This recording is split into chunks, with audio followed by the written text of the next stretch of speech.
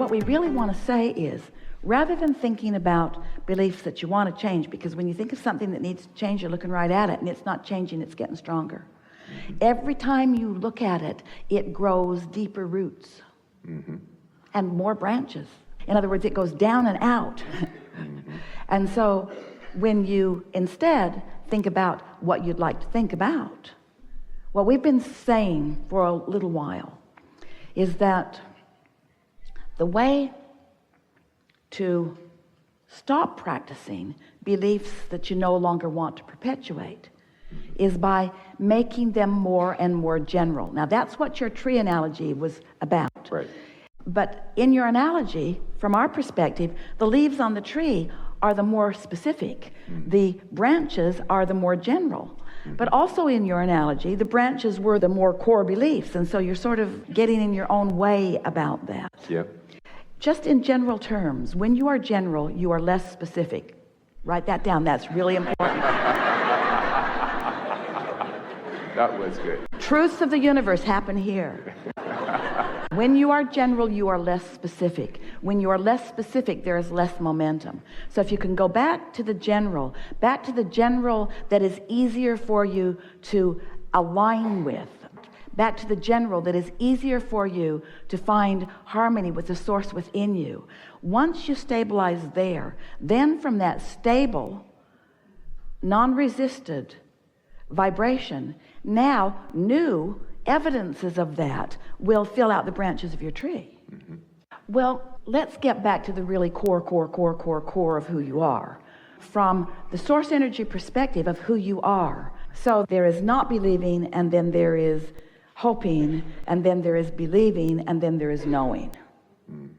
That's sort of the continuum of this vibration of belief. So the source within you knows these things about you.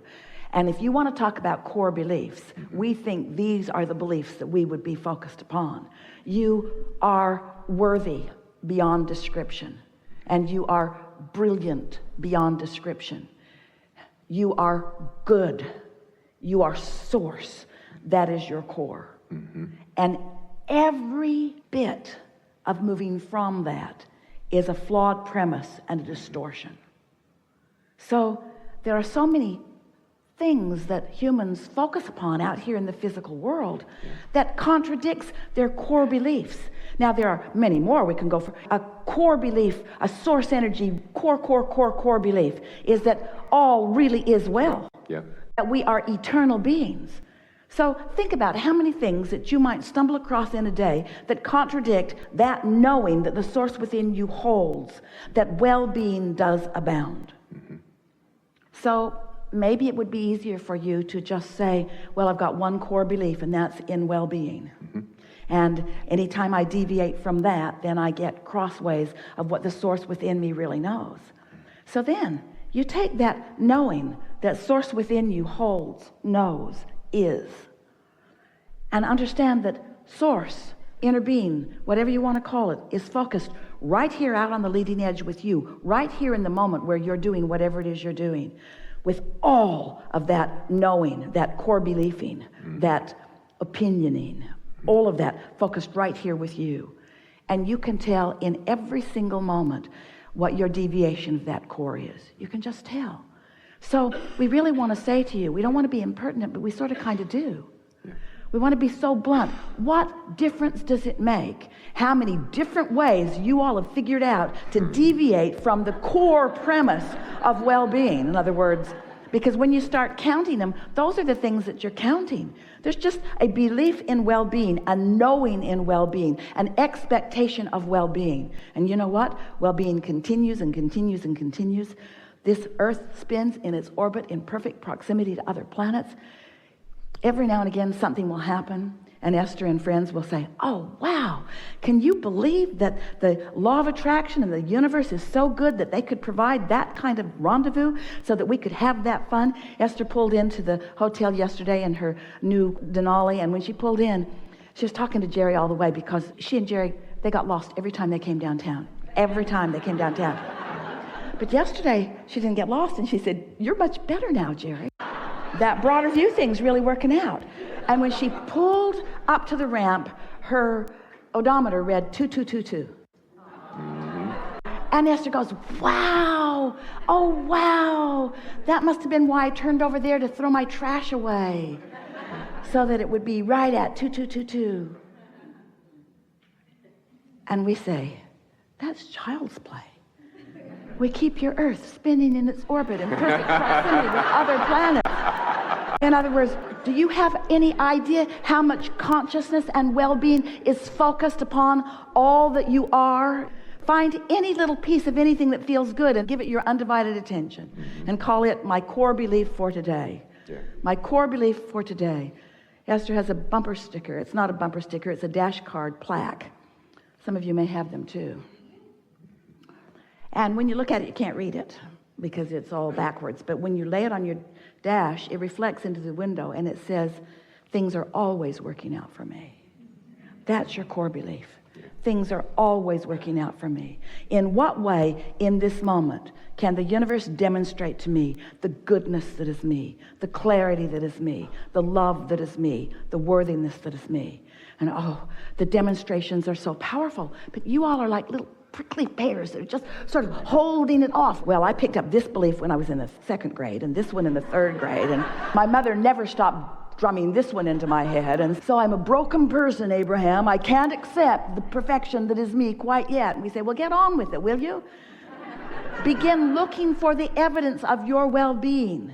And as you start looking for that, you'll begin to find it. Yeah. So how do things manifest anywhere? Where did this stuff come from? Is it being trucked in from other planets? It isn't, is it? In other words, how's it manifesting? How are you realizing what you're realizing? Well, it's a vibrational interpretation that is becoming this perception that you have. We know it's when you're born into reality, it's not the easiest thing to understand how it got there. But we want you to understand that things are changing because of your attention to them. So vibrations are turning to thoughts, and thoughts are turning to things. The emphasis that we want to place is upon your realization. So we want to talk about the manifesting process. What is the process of manifesting? Well, really, the very first manifestational evidence that you receive about your mix of thoughts, which is what you are creating, that's your mixing bowl, are the emotions that you feel. An emotion, what could be more manifested than something that you feel so powerfully? And when you think about it, just a little aside, everything that you or anyone wants or has ever wanted, you want because you believe you will feel better in the having of it. Whether it's a pile of money or a material object or an event or a circumstance or a relationship, everything that you want is because you think you will feel better. Well, when you think about it in the way that we're presenting it to you here, one of the first things that manifests is the emotion. The emotion that helps you to understand your vibrational content. The next thing that manifests is thought. Now, we want to be very vibrationally accurate. You have a thought and then you have an emotional response to it. So really the thought and the emotion are happening simultaneously. But we want you to notice first the emotion and then put the emphasis upon the thought that has caused the emotion. It'll be a really good way for you to perpetuate this momentum, because more momentum, then it easier it is for you to continue this thought. So when you are in that vibrational place where your vortex is in this high, pure vibration, and you are too, for whatever reason, maybe you meditated, maybe you had a massage, maybe you've been appreciating someone, maybe you just woke up and haven't done anything to pull yourself down yet. In other words, maybe you haven't done that thing you do that diminishes your vibrational frequency. So here you are, your vibrational frequency and that of your source and that of your vortex is all the same. And so now you begin to be the realizer of the sameness. So you just feel good. And the thoughts that begin to waft into your mind, the thoughts that you begin to perceive because you're in the vibrational vicinity, and so you can easily translate them, as Esther is doing right now with our vibration. As those thoughts are flowing into your mind, Acknowledge that you are the translator of those thoughts.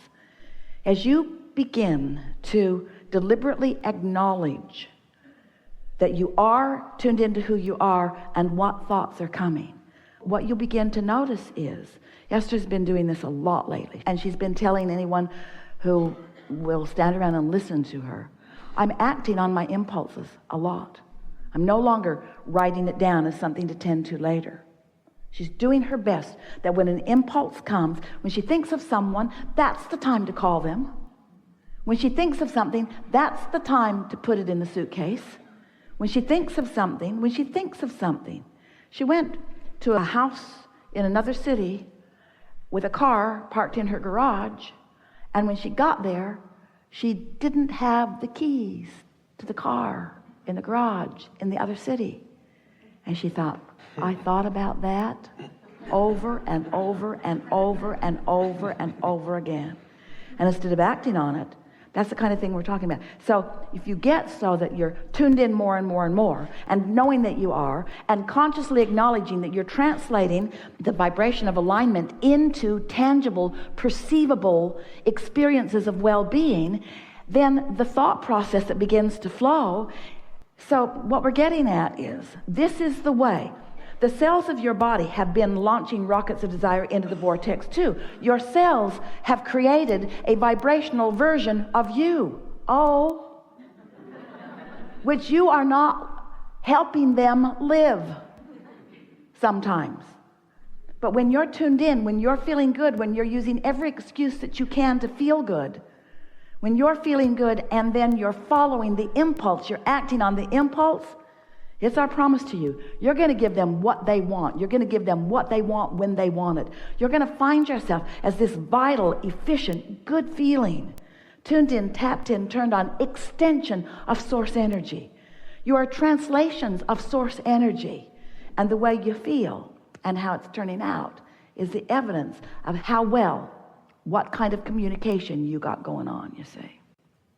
Thank you so much. You never get in your car, set the radio dial on a station that you don't like, and then demand that they play the songs you want to hear.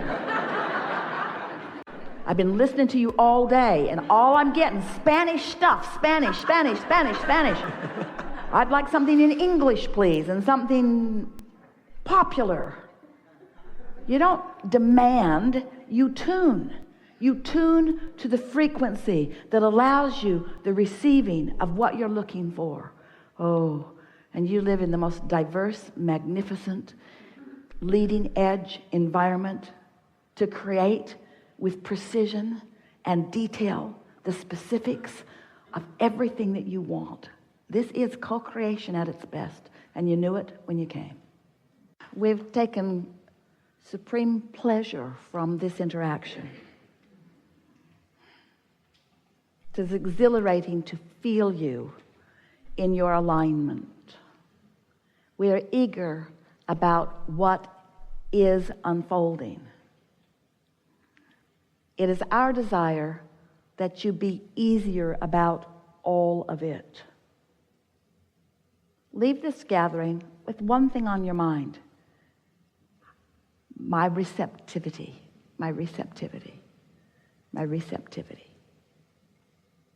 There is great love here for you. And as always, we remain stubbornly in your vortex.